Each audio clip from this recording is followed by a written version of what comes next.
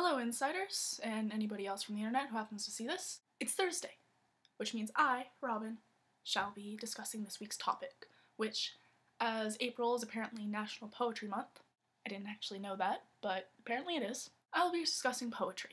Specifically, one poet, Rudy Francisco. I apologize in advance for the weird camera angle and if there's bad quality and the weird lighting. I'm using a webcam because I don't actually have a camera. Well, I do, but it's like 15 years old, and it uses cassette tapes, so I can't actually upload that onto YouTube. I was going to introduce this video by reciting a poem, and it was going to be all awesome, and you're going to go, wow, that's really cool, I wonder what she's going to talk about. But then I recorded it, and it was like 2.5 minutes long, and I'm like, nobody wants to listen to me talk for more than 6 minutes. So instead I'm just going to give little snippets. Rudy Francisco. He is not nearly as popular as he should be. He's a modern poet, and by modern I mean he's still very much alive, not dead like most famous poets are. Still writing, I believe. Oh my god. Okay, see, I had everything written that I was going to say in this notebook, and I was going to give this speech, and I was going to sound really smart and scholarly, and then my brain comes in, and it's like, no, you're going to ramble. So, modern day poet. Not as famous as he should be, but still very, very awesome. There are two reasons why I like him. One has to do with his writing, and the other reason has to do with him. I'm gonna start with why I like him. You can't find any of his stuff written down, unless, like, there are some people who have done transcripts of it.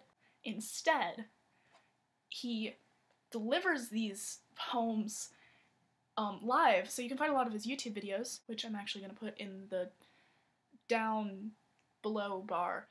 And when he speaks, it's kind of like when you see, like, the preachers who are preaching the gospel, you know, like, testify and raise your hands up.